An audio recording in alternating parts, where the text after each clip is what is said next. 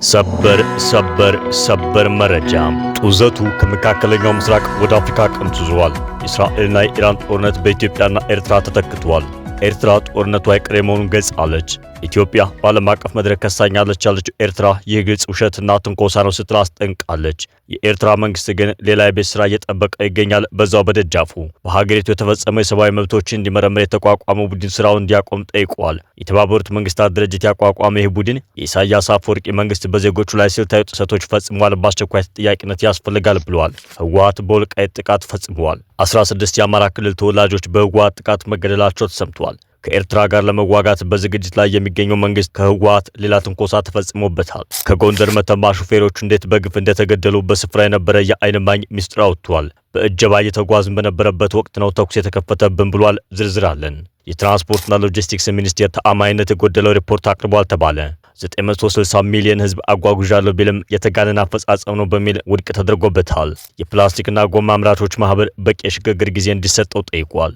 መንግስት በአስቸኳይ ውሳኔውን እንዲቀይር ሲሉም ተማጽነዋል። ጤና ይስጥልን የቻናላችን ቤተሰቦች እንደምናርፍዳችኋል። ዛሬ ማለዳ ላይ የተሰሙ አዳዲስና ትኩስ መረጃዎችን ወደ እናንተ እናደርሳለን። ለቻናላችን እድገት ይረዳን ዘንድ ላይክ እንድታደርጉን እየጋበዝን ሰብስክራይብ እና ሼር በማድረግ ደግሞ አጋርነታችሁን እንድታሳዩን እየጠየቅን ወደ ዜናዎቹ አለፍ። አብራችሁን ቆዩ። ኤርትራ ኢትዮጵያን ከሳለች። ባለፉት ጥቂት ቀናት ውስጥ የኢትዮጵያ መንግስት ኤርትራ በኢትዮጵያ ሉዓላዊ ግዛትና አንድነት ላይ ጥሰት እየፈጸመች ነው በማለት ክስ ለመመስረት ለተባበሩት መንግስታት ድርጅት ዩናይትድ ኔሽንና ለበርካታ የሀገርና የመንግስት መሪዎች ደብዳቤ በመላክ ጨምሮ ዲፕሎማሲያዊ ዘመቻዎቹን አጠናክሯል ሲል ዛሬ ካወጣው መግለጫ ላይ ተመልክተናል። ዓለም አቀፉ ማህበረሰብ ለማሸማቀቅና ለረጅም ጊዜ ለዘለቀው የጦርነት አጀንዳው ድጋፍ ለማግኘት በግልጽ እየሰራ ይገኛል ብሏል። እውነታው ግን የኢትዮጵያ ገዢው ብልጽግና ፓርቲ በግድየለሽነትና ላለፉት 2 ዓመታት ባልተጣራ መግለጫዎች እንዲሁም ቀስቃሽ ሰበር ትንኮሳዎች በራሱ አነጋገር የኤርትራ ወደቦችን ከተቻለ በህጋዊና አስፈላጊ ከሆነ በወታደራዊ ኃይል ለማግኘት ሲያደርግ ቆይቷል ብሏል። የኢትዮጵያ መንግስት ከቃላት ትንኮሳ ባለፈ የጦር መሳሪያ ግዥና እልፍ አላፍ ሀገርን የማፍረስ ተግባራትን በመስራት ላይ ይገኛል ብላለች ኤርትራ። ምንም እንኳን እነዚህ ቀስቃሽ ድርጊቶች የኤርትራ ሉዓላዊነትና የግዛት አንድነት እንዲሁም ክልላዊ መረጋጋትን አደጋ ላይ የሚጥሉ ቢሆንም ኤርትራ ከፍተኛ ገደብ ማድረግን መርጣለች ብሏል። የኢትዮጵያ ገዢ አካል የኤርትራን ሉዓላዊነትና የግዛት አንድነቷን በመጣስ ውንጀላ ላይ ይገኛል። ይህ ያልተገባ ውሸት ነው ሲልም ከሷል። የኤርትራ መንግስት በሀገሪቱ ተፈጸሙ የሰብአዊ መብት ጥሰቶች እንዲያጣራ የተቋቋመው ቡድን ስራውን እንዲያበቃ ጥረት እያደረገ መሆኑን ተገልጿል። አምነስቲ ኢንተርናሽናልና ሂውማን ራይትስ ዎች የኤርትራ መንግስትን ኮንነዋል። የቡድኑ ስራ ጊዜ እንዲራዘም ጠይቀዋል። የተባበሩት መንግስታት ድርጅት በኤርትራ የተፈጸሙ የሰብአዊ መብት ጥሰቶችን እንዲያጣራ የተቋቋመው የባለሙያዎች ቡድን የስራ ጊዜው እንዲያበቃ ለማድረግ የኤርትራ መንግስት ጥረት እያደረገ እንደሚገኝ ተገልጿል። በሰኔ ወር 2017 ዓ.ም መጀመሪያ ቀናት በስዊዘርላንድ ጄኔቫ በተካሄደው የመሪዎች ጉባኤ ላይ የኤርትራ የተባበሩት መንግስታት ልዩ የሰብአዊ መብት ተከታታይ ራፖርተር መሐመድ አብዱል ሰላም በኤርትራ የሚካሄዱት የሰብአዊ መብት ጥሰቶች ስልታዊ ናቸው፣ የተጠያቂነት አስፈላጊነት እጅግ በጣም አጣዳፊ ነው ሲሉ መግለጻቸው ይታወሳል። የኤርትራ መንግስት ለመንግስታቱ ድርጅት የሰብአዊ መብቶች ምክር ቤት ያስገባውን ዶክመንት መመልከቱን ጠቅሶ ሮይተርስ የዜና ወኪል ባስተላለፈው ዘገባው ኤርትራ የባለሙያዎቹ ቡድን የስራ ጊዜ እንዳይራዘም በመጠየቅ ላይ ትገኛለች ብሏል። የአጣሪ ቡድኑ በኤርትራ ያለው ስራ ገና አልተጠናቀቀም፣ ብዙ ይቀረዋል። የምክር ቤቱ አባል ሀገራት የቡድኑን ስራ ጊዜ እንዲራዘም ድምጻቸው ሊሰጡት ይገባል። በኤርትራ በመካሄድ ላይ ላሉ የሰብአዊ መብት ጥሰቶች ትኩረት ሊሰጠው ይገባል። ከዚህ በፊት ለተፈጸሙና አሁንም በመፈጸም ላይ ላሉ ጥሰቶች ተጠያቂ እንዲሆን ማድረግ ይገባቸዋል ሲሉ የአምነስቲ ምስራቅ አፍሪካና ደቡባዊ አፍሪካ ዋና ዳይሬክተር ቲጌሬ ቻጉታ ገልጸዋል። ወያኔ አማራን የመውረር ትንኮሳ ፈጽማለች። የህወሓት ታጣቂዎች 16 የአማራ ተወላጆችን ገድለዋል። በወልቃይት ጠገዴ ወረዳ በግቾ ክፍለ ከተማ ጎብዬ በተባለ መንደር የህወሓት ታጣቂዎች ናቸው በተባሉ ስብስቦች በተፈጸመው ጥቃት 16 ንጹሃን ሲገደሉ ከ20 በላይ ታፍነው መወሰዳቸው ተገልጿል። በዚሁ ቡድን በተፈጸመ ጥቃት የቆሰሉ የሚሊሻ አባላትና ንጹሃን መኖራቸውም ተጨምሮ ተገልጿል። ሰሞኑን በአካባቢው ሲደረግ ከነበረው እንቅስቃሴ ጋር ተያይዞ እንደ አይነት ጥቃት የሚጠበቅ ቢሆንም በዚህ መልኩ ይፈጥናል ተብሎ ግን የተጠበቀ አልነበረም ተብሏል። ይህ በእንዲህ እንዳለ በአፋር በኩል የህወሓት ታጣቂ ነኝ የሚለው ቡድን አዲስ የቦታ ሽግሽግ እያደረገ ያለውና ክልሉን አስተዳድራለሁ የሚለው አካል ልዩ ኃይል አባላት አዳዲስ ቦታዎችን እንዲይዙ እያደረገ መሆኑ ተገልጿል። አዳዲስ ምሽጎችም እንዲገነቡ እያደረገ መሆኑንም ምንጮች ተናግረዋል። የትግራይ አማጺ ቡድን ከሚባለው መካከል ደግሞ በሰው በላው ቡድን የሚደገፉ ታጣቂ መኖሩንም ሳይጠቁሙ አላለፍም። የነደብረ ጽዮን ቡድንም የአፋር አማጺያን ከሚባለው ቡድን ጋር በድብቅ ተገናኝቶ እንደነበረም ምንጮች ጠቁመዋል። እና በቅርቡ ከአፋር ወደ ትግራይ ተመልሰው በስምምነት ለህወሓት እጅ ይሰጣሉ፣ ከነሱም ጋር ይቀላቀላሉ፣ ስለዚህም ጥብቅ ቁጥጥር ይደረግበት በሚል መመሪያ መውረዱም ተሰምቷል። አሁን ላይ ይኸው የህወሓት አማጺ ነው የተባለው ቡድን በማንኛውም ሰዓት ጥቃት ሊሰነዝር ይችላል በሚል የአፋር ልዩ ኃይል በተለየና በአዲስ መልኩ እንዲደራጅ ተደርጎ መሰማራቱን ምንጮች ገልጸዋል። በሌላ ዜና ከጎንደር መተማ ሲያሽከረክሩ በነበሩ ተሽከርካሪዎች ላይ የደረሰውን ግፍ በተመለከተ አንድ ዓይን እማኝ መረጃ ሾልኮ ወጥቷል። ታጣቂዎቹ በየመኪናው የነበሩ ሹፌሮችና ተሳፋሪዎችን ሳይቀር ነው እየዞሩ የገደሉት ብሏል የዓይን እማኙ። ከጎንደር ወደ መተማ በእጀባ ሲሄዱ የነበሩ አሽከርካሪዎች ላይ ከጫካ የወጡ ታጣቂዎች አደረሱት በተባሉ ጥቃት ከ20 በላይ አሽከርካሪዎችና ንጹሃን ዜጎች መገደላቸውን የዓይን እማኙ ገልጸዋል።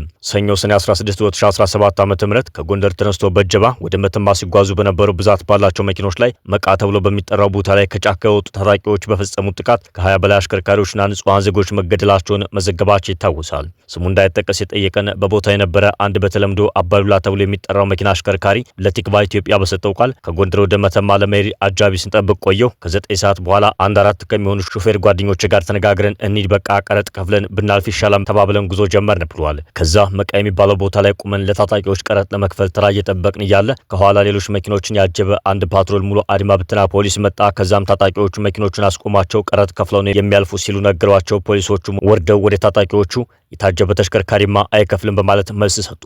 ታጣቂዎቹ መልሰው እና ጫካ ያለው ታጣቂ ምን ሊበላልህ ነው ብለው መለሱ። በዚህም ጭቅጭቅ ተነሳ። በጭቅጭቅ መሃል አንድ ታጣቂ ይመታል። ወዲያውኑ ሁኔታው ተቀያየረ ይላል። ከጫካ በርካታ ቁጥር ያላቸው ታጣቂዎች እየተኮሱ ወጡ። ፖሊሶችና ታጣቂዎች ሲጨቃጨቁ ከመኪናቸው ወደው ጭቅጭቁን ከበው ሲሰሙ የነበሩ አሽከርካሪዎች በሙሉ ተገለዋል ብለዋል። በኋላም ታጣቂዎቹ በየመኪና የነበሩ ሾፌሮችና ተሳፋሪዎችን ሳይቀር ነው እየዞሩ የገደሉት። በአጠቃላይ ከ20 በላይ ሾፌሮችና ንጹሃን ተገለዋል። አስክሬናቸውም ትላንት ነው የተነሳው። ጎንደር መተማ መንገድ ከትላንት በስቲያ ጀምሮ ተዘግቷል። እኔም ትላንት በአብድራፊ ዞሬ ነው ወደ ጎንደር የገባሁት ብለዋል። ጭኑ ላይ በሁለት ጥይት ተመቶ በመተማ ሆስፒታል እየታከመ ያለ አንድ የአይሱዚ ረዳት መሆኑን ለቲክቫ ኢትዮጵያ የተናገረ አንድ የዓይን እማኝ ደግሞ ወደ መተማ በእጀባ እየተጓዝን እያለ ነበር ተኩሱ የተጀመረው። እኔና ሹፌሩ መኪና ውስጥ ተቀምጠን እያለ አንድ ታጣቂ መጥቶ ሹፌሩን ገደለና እኔን 2 ጊዜ ጭኔ ላይ ተኩሶ አቆሰለኝ ይላል። ይህ የሆነው ከ10 ሰዓት ተኩል እስከ 11 ሰዓት ነው። ታጣቂዎቹ የሚፈልጉትን ከገደሉ በኋላ ሄዱ። ብዙ ቆይቶ መከላከያ መጣ። የመጣውም ከምሽቱ 2 ሰዓት ተኩል አካባቢ ነበር። እኔንም አንስተው ወደ ሆስፒታል የላኩኝ በዚህ ሰዓት ነው ብለዋል። ከ10 ሰዓት ተኩል እስከ ምሽት 2 ሰዓት ተኩል ድረስ ከጓደኛዬ አስክሬን ጋር መኪና ውስጥ ነበር የነበርኩት። ትላንት 18 አስክሬን ተነስቶ ወደ መተማ መጥቷል። ከነዚህም ውስጥ አብዛኛዎቹ የማውቃቸው ሹፌሮች ናቸው ብለዋል። ሌላው በአንድ ሚኒባስ ውስጥ ተሳፍሮ ሲጓዝ የነበረና አሁን ቆስሎ መተማ ሆስፒታል የሚገኝ ተሳፋሪ ደግሞ ተኩሱ ሲበዛ ወረድን። በአንድ የጭነት መኪና ጎማው ስር ተኛን። እንደገና ተነስተን እየሮጥን እያለ እግሬ ላይ በጥይት ተመትቼ ወደኩ ይላል። በመተማ ሆስፒታል የሚሰራ አንድ ስሙ መግለጽ ያልፈለገ የሕክምና ባለሙያ ትላንት የሶስት ሹፌር አስክሬን ሆስፒታል ቅጥር ግቢ መመልከቱንና ቆስሎ የመጡ ሰዎች በሆስፒታሉ ማከሙን ተናግረዋል። ይህ የሕክምና ባለሙያ ቆስሎ የገቡ ሰዎች ነግረውኛል ያለውን መረጃ ለቲክቫ ኢትዮጵያ ሲገልጽ እርስ በራሳቸው ስለሚተዋወቁ ሲነጋገሩና ሲደዋወሉ ነበር። ከዚህ ተነስተው 21 ሹፌሮች ብቻ ሙተዋል ብለው ነግረውኛል ብለዋል። የአብዛኛዎቹ ሟቾች አስክሬን ወደ ሆስፒታል አልመጣም ሲልም አክለዋል። ሌላው ተኩስ ከመጀመሩ በፊት በ3 ኬላዎች ላይ 6000 ብር ቀረጥ ከፍሎ ያለፈው ሌላኛው አሽከርካሪ ሲናገር ምንም እንኳን መንገዱ ዓለም አቀፍ ቢሆንም ትኩረት ያልተሰጠው ሽፍታ እንደ ልቡ የሚፈነጭበት መንገድ ነው ብለዋል። በዚህ መስመር በሆና ግንትና መቃ በሚባሉ ቦታዎች ላይ 3 ኬላዎች አሉ። እንደ ህጋዊ ተቆጥረው ነው ገንዘብ የሚሰበሰቡት። 2 ዓመትም እየተጠጋቸው ነው ብለዋል። መቃ ላይ ታጣቂዎች ምንም ነገር የሚፈሩ አይመስልም። እንዴት የመንግስት የጸጥታ ኃይል አጅቦ የሚያልፍን ተሽከርካሪ ቀረጥ ክፈል ይላሉ። ከዛ አልፎ ይከራከራሉ።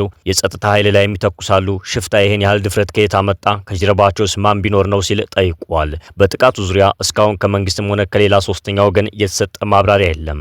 በሌላ በኩል በቤተ ክርስቲያን ላይ የሚደርሰው ግፍ እንደቀጠለ ነው። ይህ መንግስታዊ ስርዓታዊና መዋቅራዊ የክርስቲያን ዘር ማጥፋት ፕሮጀክት የሚቆመው ሀገራችንና ቤተ ክርስቲያናችንን ከማይመጥኗት ዘረኛ አራዊት መሪዎች አራዊት ያደረጋቸውን አስተምሮ ስነ ልቡናቸውን ያጨለመ የሰውነት ትርጉምና መርዛማን የሐሰት ትርክት ምንጭ ከሆኑት በጸረ አማራ ኦርቶዶክስ ከተበከሉ የጎሳ ነጻ አውጪ ነን ባይ አውሬዎች ማላቀቅ ሲቻል ነው ተብሏል። ይህን ያሉት ደግሞ ታላቁ የቤተ ክርስቲያን መምህር ፈንታውን ዋቄ ናቸው። ይህን ለማድረግም እያንዳንዱ ስብዕና የተሟላ ዜጋ ለዘረኞችና ለሙሰኞች ፈጽሞ መታዘዝን እምቢ ማለት የጎሳ ቡድንተኝነትና እንደ አራዊት ከሚያናክስ የቋንቋ ትርክት ወለድ ዘረኝነት የተፈጠረ መዋቅርን ሁሉ ማፈራረስ እንደ ሰው ለእውነት ለፍትህ ሰብአዊነት መቆም ያስፈልጋል ብለዋል። ንስሐ በመግባት ጎሳና ቡድንን ሳይሆን እግዚአብሔርን ዋስትናና ተስፋ በማድረግ የቤተ መንግስቱን አራዊትና ስርዓት የቤተ እምነቱን ፖለቲካ አገልጋይና ሙሰኞች ከታች ከአጥቢያ ጀምሮ የሙስና ሰንሰለታቸውና የእዝም መዋቅራቸውን አለመታዘዝ አገልጋዮቻቸውን ከጤናማዎቹ በቀኖና ወንፊትነት እየለዩ ማራቅ ነው ብለዋል። ለብቻ ቆሞ ከመቆዘም መደራጀት፣ ወገንን ማንቃት፣ እርምጃን በጋራ መውሰድ የተሻለ እንደሆነም ገልጸዋል። ከጭፍን ተከታታይነት ከሜዲያ ላይ ሁካታ ከህንጻ ግንባታና ሀብት ቅርምት አደንቋሪ ሰባኪና ጠንቋይ አጥማቂ ከከተማ ባለዊግ ባህታዊ ራሳቸውን በህዝብ መከራና ደም ለማበልጸግና ለመንገስ የሚጋጋጡ ኢሊንታ ቢሶች ድውያንን ከመከተል የችግራችን ውስብስብ ሁኔታ የሚረዱ ከመሰረታዊ ጥላቶቻችን ጋር የማይደራረቡ ብዙ መሪዎች ማፍራት ያስፈልጋልም ብለዋል። የሐሰት ትርክትን፣ ስህተት ርዕዮትን በምንም መልኩ አለመታገስ፣ ማጋለጥ፣ መፍታት፣ ንስሐ ይቅር ባይነት፣ ሚስጥራዊነት መሳተፍ፣ ስጋዊና መንፈሳዊ ሰይፍ መታጠቅ ያስፈልጋል ሲሉም ተናግረዋል። አውዳሚው ብልጽግና አሁንም ማውደሙን ቀጥሏል። የአማራን ህዝብ ሀብት ንብረትና ህይወት ለመቀጠፍና ለማውደም የተነሳው ብልጽግናው ስርዓት ማውደምና መቅጠፍ ከጀመረ 2 ድፍን ዓመታት አሳልፏል። በዚህ 2 ዓመታት የግለሰብ ቤቶችን እየገባ መዝረፍ፣ መሳሪያ መቀማት፣ ትምህርት ቤቶችን ማውደም፣ ማህበረሰቡን በማዳበሪያ ሰዓት ዋጋውን በማጋነን መመዝበር፣ የአማራን መሰረተ ልማት ያወደመ ከግብር ጋር የአልማ መቀበል እና ሌሎችንም ውንብድናዎች ሲፈጽም ከርመዋል። ይህ አልበቃ ያለው አውዳሚው ስርዓት በሰሜን አቸፈር ወረዳ የሚገኘውን ጣና በለስ ሃይድሮኤሌክትሪክ ኃይል ማመንጫ ፋኖ 1 ዓመት ከ8 ወር ተቋሙና ሰራተኞቹን በተገባ መንገድ ሲጠብቅ መቆየቱ ይታወቃል። ከቀናት በፊት ሰኔ 17 2017 ዓ.ም በነበረው አውደ ውጊያ የብልጽግና ስርዓት ከባረንከታ ወደ ዝችሬ መብራቱ ሰብስቴሽን ላይ ሞርተር በመወርወር አንዱን ዩኒት 115 ሜጋዋት የሚያመነጭ ፓርቱ እንደተመታና የማመንጨቱ መጠን በከፍተኛ ሁኔታ እንደቀነሰና ከዛሬ በፊት የቢትወደድ አያሌው መኮንን ብርጌድ ይህን ተቋም ለሚደርሰው ኪሳራ ከተጠያቂነት ነጻ መሆኑን ከዚህ በፊት አስታውቆ ነበር። የትራንስፖርትና ሎጂስቲክስ ሚኒስቴር ያቀረበው ሪፖርት ሐሰተኛ ነው ተባለ። ባለፉት 11 ወራት 960 ሚሊዮን ህዝብ ማጓጓዙን ቢናገርም በሪፖርቱ ላይ የተአማኝነት ጥያቄ አስከትሏል። ከፓርላማው አባላት ሚኒስትሩ ዶክተር አለሙ ስሜ ከአቅም በላይ በሆኑ ቦታዎች ላይ የትራንስፖርት አገልግሎት የተቋረጠባቸው አካባቢዎች አሉ እንጂ በሌሎች አካባቢዎች ዋጋ እየተከፈለም ቢሆን የትራንስፖርት እንቅስቃሴ አለ ብለዋል። የትራንስፖርትና ሎጂስቲክስ ሚኒስቴር ሪፖርት ላይ የተአማኝነት ጥያቄ የተነሳበት መስሪያ ቤቱ የ11 ወር የሥራ አፈጻጸም ክንውን ሪፖርቱ ለህዝብ እንደራሴዎች ምክር ቤት አቅርበዋል። ሪፖርቱን በንባብ ያቀረቡት የትራንስፖርትና ሎጂስቲክስ ሚኒስቴር ሚኒስትሩ አለሙ ስሜ በህዝብ ትራንስፖርት አገልግሎት በአገር አቀፍ ደረጃ 913 ሚሊዮን ህዝብ ለማጓጓዝ ታቅዶ 960 ሚሊዮን ህዝብ በማጓጓዝ ከእቅድ በላይ ፈጽመናል ብለዋል። ሚኒስትሩ የአንድ ሀገር አቋራጭ አውቶቡስ አማካኝ ዓመታዊ ኪሎ ሜትር ሽፋን በአመቱ 170,000 ኪሎ ሜትር ለማድረስ ታቅዶ 105,000 ኪሎ ሜትር በማድረስ ውጤታማ ስራ ከውነናል ሲሉ አስታውቀዋል። የሪፖርቱን ማብቃት ተከትሎ ጥያቄ የጠየቀው የከተማ መሰረተ ልማትና ትራንስፖርት ጉዳዮች ቋሚ ኮሚቴ በጸጥታና በተለያዩ ምክንያቶች የመንገድ ትራንስፖርት ከ2 ዓመት በላይ በተቋረጠባቸው አካባቢዎች የሚኖረው ህብረተሰብ ክፍል ከኑሮ ውድነቱ በተጨማሪ ለሕክምናና ለተለያዩ አስገዳጅ ማህበራዊ ጉዳዮች ለሚደረገው ጉዞ ከአቅሙ በላይ እየከፈለ በአየር ትራንስፖርት እየተጓጓዘ መሆኑን ተናግረዋል። ሚኒስቴሩ ግን በህዝብ ትራንስፖርት አገልግሎት በድግግሞች 960 ሚሊዮን ህዝብ ማጓጓዙን ተናግረዋል ያለው ቋሚ ኮሚቴው ለመሆኑ የአፈጻጸም መሬት ላይ ካለው ነባራዊ ሀቅ ጋር ምን ያክል ተጨባጭ ነው ሲልም ጠይቋል። የመንገድና ትራንስፖርት አገልግሎት በተቋረጠባቸው አካባቢዎች ዳግም አገልግሎት ለማስጀመር ሚኒስቴር መስሪያ ቤቱ ከሚመለከታቸው አካላት ጋር ምን እየሰራ ነው ሲል ቋሚ ኮሚቴውም ጠይቋል። ዶክተር አለሙ ስሜ በሰጡት ምላሽ ታዲያ በአንዳንድ ሀገሪቱ አካባቢዎች የጸጥታ ችግር እንዳለ ሁላችንም እናውቃለን ብለዋል። ትራንስፖርት የተቋረጠው በተወሰኑትና ከአቅም በላይ በሆኑ ቦታዎች ላይ ነው ያሉት ሚኒስትሩ ከዚያ ውጭ ዋጋ እየተከፈለበትም ቢሆን የትራንስፖርት አገልግሎት አለ ሲሉ አስረድተዋል።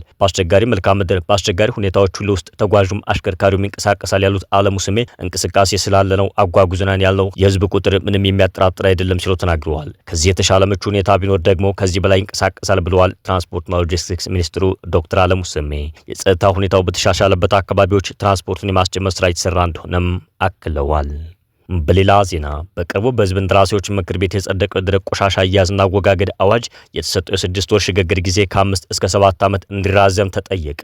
ይህን የጠየቀው የኢትዮጵያ ፕላስቲክና ጎማ አምራቾች ማህበር ነው። የፕላስቲክ ዘርፍ በየዓመቱ በቢሊዮን የሚቆጠር ብር በሀገር ኢኮኖሚ ላይ ፈሰስ በማድረግ ጉልህ ሚና አለው ያለው ማህበር ሆኖም በ6 ወር ውስጥ ለአንድ ጊዜ ብቻ የሚያገለግሉ ፌስታሎችን የሚያመርቱ ፋብሪካዎች እንዲቆሙ አዋጁ መጽደቁ ኢኮኖሚያዊ፣ ማህበራዊና ስነ ልቦናዊ ቀውስ ስለሚያስከትል መንግስት ማጤን እንደሚገባው ማህበሩ ጠይቋል። መንግስት የፕላስቲክ ብክለትን በተመለከተ ስጋት ካለው ከጤና ሚኒስቴር፣ ከአካባቢ ጥበቃ ባለስልጣናት፣ ከሌሎች ተጠሪ መስሪያ ቤቶች የተውጣጣ ተቆጣጣሪ አካል በማቋቋም ራሱን የቻለ ቁጥጥር እያደረገ ዘርፉ ማምረቱን ቢቀጥል ሲል ማህበሩ መፍትሄ ሀሳብ አቅርበዋል። ሆኖም ምርቱ መቀጠል የለበትም ከተባለም የተሰጠው የ6 ወር ሽግግር ጊዜ እጅግ ያነሰና ምንም ለማሰብ ፋታ የሚሰጥ ባለመሆኑ ባለሀብቱ ከባንክ የተበደረውን ብድር ሰርቶ እስኪከፍልና ሌሎች ነገሮችን እስኪያመቻች ድረስ ከ5 እስከ 7 ዓመት የሽግግር ጊዜ እንዲፈቀድ ማህበሩ ጠይቋል። አዋጁ አምራቾችን ስጋት ላይ የጣለ ነው ያለው ማህበሩ በፕላስቲክ አመራረትና አጠቃቀም ላይ አንድ ጊዜ ብቻ ጥቅም ላይ ውሎ የሚጣሉ በሚል የተገለጸው እንዲሁም ለአዋጁ መጽደቅ ምክንያት የሆነው ሀሳብ ከግንዛቤ እጥረት እንዳይሆን ሲል ማህበሩ አስጠንቅቋል። ማህበሩ አንድ ጊዜ ጥቅም ላይ ውሎ የሚጣል የፕላስቲክ ከረጢት